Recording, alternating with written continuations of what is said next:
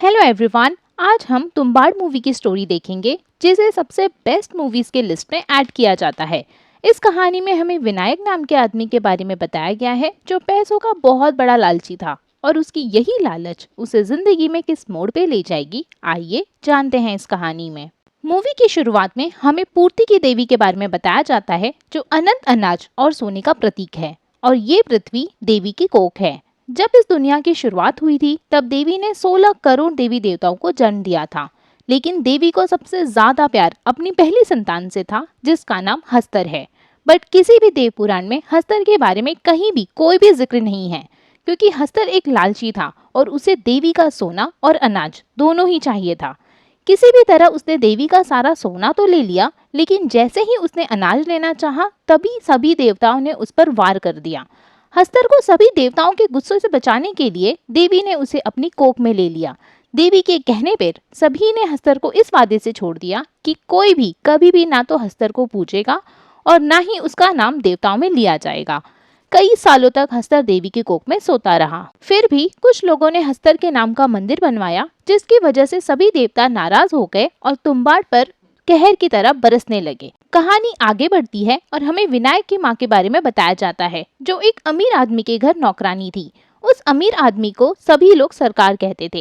Actual में विनायक और उसका भाई सरकार के ही बच्चे थे और विनायक की माँ सरकार के घर नौकरानी बन के रह गई थी और सरकार की माँ का ख्याल भी रखती थी। वो इस उम्मीद से सरकार की सेवा करती थी कि एक दिन सरकार उसे सोने की मुद्रा देगा जो हस्तर की मूर्ति पर रखी हुई है। एक दिन माँ के घर देर आने की वजह से विनायक की दादी खाने के लिए कहराने लगती है। तभी विनायक उनके लिए खाना बनाता है, बट वो उन्हें खाना खिलाने से डरता है। तब विनायक का भाई अपनी दादी के लिए खाना ले जाता है और तभी उसकी माँ आ जाती है और वो दादी को खाना खिलाती है।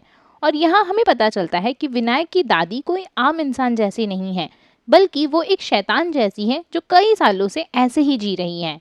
विनायक बचपन से ही लालची था और वो हमेशा अपनी माँ से कहता था कि सरकार के यहाँ से सोना ले आओ। तभी दादी जाग जाती है और चिल्लाने लगती है। तब विनायक की माँ दादी से कहती है कि सो जा वरना हस्तर आ जाएगा, और इतना सुनते ही दादी फौरन सो जाती हैं। अगले दिन खबर आती है कि सरकार की मौत हो गई है और विनायक की माँ तुम्बाड़ छोड़कर पुणे जाने की बात करती है। बट विनायक को अब भी लगता है कि महल में कहीं तो बहुत सारा खजाना छुपा हुआ है। विनायक कहता है दादी को जरूर पता होगा, बट उसकी माँ उसे कहती है कि अगर तुम में हिम्मत है तो खुद जाकर दादी से पूछ लो। बट विनायक डर जाता है। अगले सीन में हम देखते हैं कि विनायक का भाई पेड़ से नीचे गिरकर पूरी तरह घायल हो चुका है। विनायक की माँ अपने बेटे को लेकर हॉस्पिटल जाने लगती है और विनायक से कहती है कि आज दादी को तुम खाना खिला देना और जब भी वो जाग जाए तो कहना सो जा वरना हस्तर आ जाएगा, और वो तुरंत सो जाएंगी। बट रास्ते में जाते जाते ही विनायक का भाई मर जाता है और उसकी माँ सरकार के महल में चली जाती है। यहाँ विनायक खाना बनाने की पूरी कोशिश करता है, बट सारा सामान उसके ऊपर ही गिर जाता है और तभी दादी जाग जाती है। दादी कहती है खजाना चाहिए क्या? तो विनायक लालच में आकर दादी से खजाने के बारे में पूछने चले जाता है। दादी कहती है पहले खाने को ले आओ। विनायक खाना बनाने लगता है और गलती से दरवाजा खुला छोड़ देता है, बट खाने में देर होने की वजह से दादी कमरे के बाहर आ जाती हैं और विनायक को घसीटते हुए कमरे में ले जाती हैं। विनायक को याद ही नहीं आता है कि उसकी माँ ने उसे क्या कहने के लिए कहा था। जैसे तैसे करके वो याद करता है और कहता है दादी सो जा वरना हस्तर आ जाएगा, और उसी वक्त दादी सो जाती है। विनायक की माँ वापस आ जाती है और उसे लेकर जाने लगती है, बट विनायक लालच में कहता है कि दादी से पूछते हैं खजाने के बारे में। बट उसकी माँ उसे सोने की मुद्रा देते हुए डांटती है और कहती है तेरा भाई तो मर गया, इससे अच्छा तो तू ही मर जाता है, तो तू उस लालची सरकार का ही बेटा। और उसकी माँ उससे वादा लेती है कि अब तू तुम्बाड़ में कभी नहीं आएगा। फिर हमें 15 साल के बाद का सीन दिखाया जाता है जहाँ हम विनायक को देखते हैं कि अब वो जवान हो चुका है और अपने गांव वापस आया है। उसे उसकी दादी उसी घर में अब भी जिंदा मिलती है जो ऑलमोस्ट जमीन में दब चुकी है और उनके शरीर के ऊपर से पेड़ उगाया है। विनायक ने दादी से पूछा कि दादा के मरने के बाद तुम्हें सती पे क्यों नहीं बिठाया गया? तो दादी बताती हैं कि उन्हें उनकी ज़रूरत थी क्योंकि कुएं में उतरने में दादी सबसे तेज थी, और वो कहती हैं कि तुम वहां मत जाना, तुम इस श्राप से बाहर निकलो, इसका अंत मुझ पर हो चुका है तो तुम इसे फिर से शुरू मत करो। विनायक दादी से कहता है कि आप मुझे बताओ खजाना कहाँ है, मैं उसमें से आधा तुम्हें दे दूंगा। तो दादी कहती हैं मुझे खजाना नहीं चाहिए, मुक्ति चाहिए, तुम मुझे आग में जलाकर मुक्ति दे दो। वहाँ नहीं जाना तुम्हारे हाथ में है, बट उसके बाद तुम्हारे हाथ में कुछ नहीं होगा। विरासत में मिली हुई हर चीज पर दावा नहीं करना चाहिए। फिर विनायक कहता है कि अगर मैं नहीं लूंगा तो कोई और ले लेगा। और यहाँ हम देखते हैं कि विनायक कितना लालची है। उसके बाद वो अपनी दादी को मुक्ति दे देता है और महल में खजाना ढूंढने के लिए चला जाता है।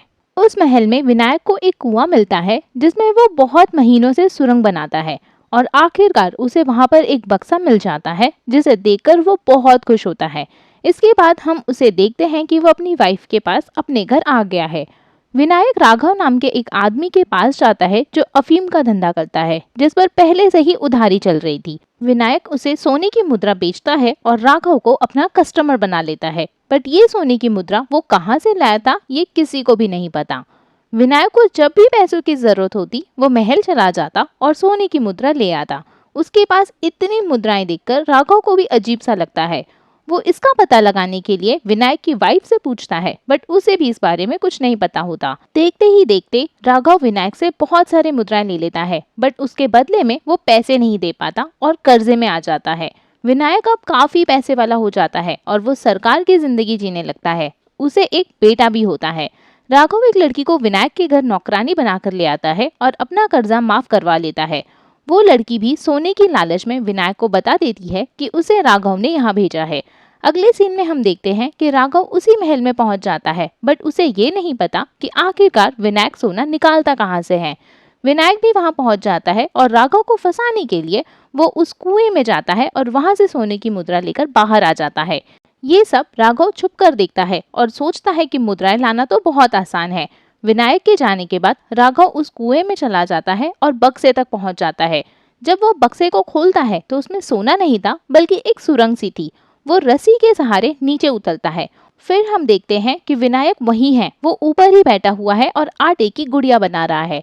राघव जब अंदर पहुंचता है तो वो रियलाइज करता है कि वो किसी जिंदा चीज के अंदर है। वो ये देखकर हैरान हो जाता है। वहीं उसे एक डब्बा दिखता है और वो उसे खोल देता है। उस डब्बे में आटे की गुड़िया रखी हुई थी। राघव उस गुड़िया को हाथ में लेता है और सोचता है कि ये क्या है। उसी वक्त एक शैतान आकर राघव पर हमला कर देता है। कुछ समय बाद विनायक जब नीचे उतरता है तो हम देख पाते हैं कि राघव मर चुका है और उसकी हालत विनायक की दादी की तरह हो गई है। फिर विनायक कहता है, सो जा राघव, वरना हस्तर आ जाएगा। फिर राघव सो जाता है। विनायक आटे से एक गोल बनाता है और उसके बीच में खड़े होकर गुड़िया को बाहर निकालता है। आटे की बनी हुई गुड़िया देखकर वो शैतान जाग जाता है उसे खाने के लिए। और ये शैतान कोई और नहीं, ये है हस्तर, जो श्राप की वजह से आटे के बने हुए गोले में नहीं आ सकता था। विनायक आटे की गुड़िया को दूर फेंकता है और जैसे ही हस्तर उसे खाने की कोशिश करता है, तभी मौका पाकर विनायक उसके पीछे बंधी हुई पोटली को खोल देता है। सोने की मुद्राएं गिरने लगती हैं और जल्दी जल्दी जितना विनायक से होता है वो सोने की मुद्राएं उठाता है और जल्दी से राघव को जला देता है। हस्तर विनायक को खाने के लिए पीछे भागता है, बट विनायक जल्दी भागकर बक्से के बाहर आ जाता है। इस तरह विनायक हर बार अपनी जान पर खेलकर सोने के सिक्के लाता था। ये जो जगह अभी हमने देखी, ये एक्चुअली में देवी की कोख है जिसमें हस्तर रहता है। हस्तर को सारा सोना तो मिल गया था, बट अनाज पर वो कभी कब्जा नहीं कर पाया और इसी वजह से वो बहुत सालों से भूखा था। आटे की गुड़िया मिलते ही वो उसे खाने लगता था, बट श्राप की वजह से वो आटे के गोले के अंदर नहीं आ सकता था। तो इसका मतलब हस्तर को आटे से डर भी लगता था और उसे उसकी भूख भी थी। एक्चुअली दादी भी इसी तरह सोना निकालती थी, बट शायद हस्तर ने उन्हें किसी तरह से छू लिया था और वो शैतान बन गई थी। अब कहानी 14 साल आगे बढ़ती है, जहाँ विनायक बूढ़ा हो चुका है और उसका बेटा बड़ा हो गया है जिसका नाम पांडुराम है। विनायक में अब इतनी ताकत नहीं रही कि वो रस्सी चढ़ सके, इसलिए वो अपने बेटे पांडुराम को ट्रेन करना शुरू कर देता है। जब पांडुराम सब कुछ सीख जाता है तो विनायक उसे तुम्बाड़ ले जाता है। प्रैक्टिस करवाने के लिए विनायक पांडुराम को उसी जगह ले जाता है। पांडुराम विनायक से पूछता है कि हस्तर कब आएगा, तो विनायक कहता है जब आटे की गुड़िया निकालेंगे तभी हस्तर आएगा। और उसी वक्त पांडुराम अपनी कमीज से आटे की गुड़िया निकाल लेता है। आटे की गुड़िया देखकर हस्तर फिर से जाग जाता है और विनायक और पांडुराम वहां से भागने लगते हैं। पांडुराम भी अपने पिता की तरह लालची था, इसलिए वो अपनी जान पे खेलकर कुछ सिक्के उठा लेता है। विनायक पांडुराम पर बहुत गुस्सा करता है, बट सिक्के देखकर वो खुश भी हो जाता है। फिर हमें बताया जाता है कि इंडिया को आज़ादी मिल गई थी और अब सब कुछ भारत सरकार के पास आ चुका है, इवन तुम्बाड़ गांव भी। तो विनायक सोचता है कि अगर वो एरिया भारत सरकार के हाथ में आ गया तो वो अपने महल कभी नहीं जा पाएगा और ना ही उसके पास वहाँ के कागज हैं ताकि वो बता सके कि ये महल उसका है। पैसों की कमी भी होती रहती है तो पांडुरंग विनायक को आइडिया देता है कि क्यों ना हम बहुत सारी आटे की गुड़िया बनाकर ले जाएं और हस्तर की सोने की पोटली को खाली कर दें। वो एक गुड़िया खाएगा, हम उसे दूसरी देंगे। विनायक को पांडुराम का ये आइडिया बहुत अच्छा लगता है और वो लोग बहुत सारी आटे की गुड़िया बना लेते हैं। अब वो दोनों फिर से देवी की कोख में पहुंच जाते हैं और एक एक करके सारी गुड़िया निकालने लगते हैं। बट उन्होंने जो भी सोचा था बिल्कुल ही उसका उल्टा होता है।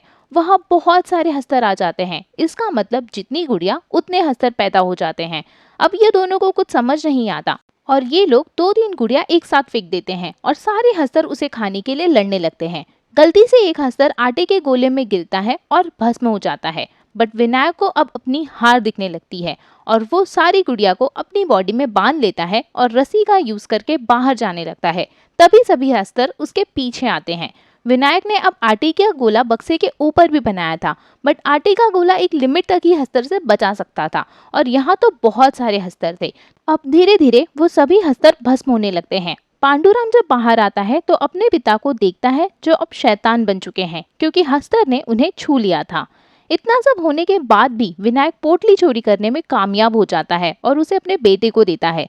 बट पांडुराम उस पोटली को नहीं लेता क्योंकि उसने आज लालच का अंजाम देख लिया था।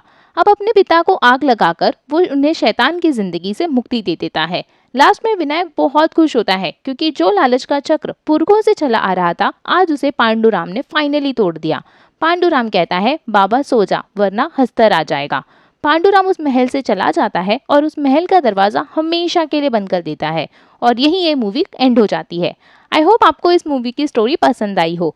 प्लीज इस वीडियो को लाइक एंड शेयर करें, मेरे चैनल को सब्सक्राइब करें and hit the bell icon. Thank you for watching.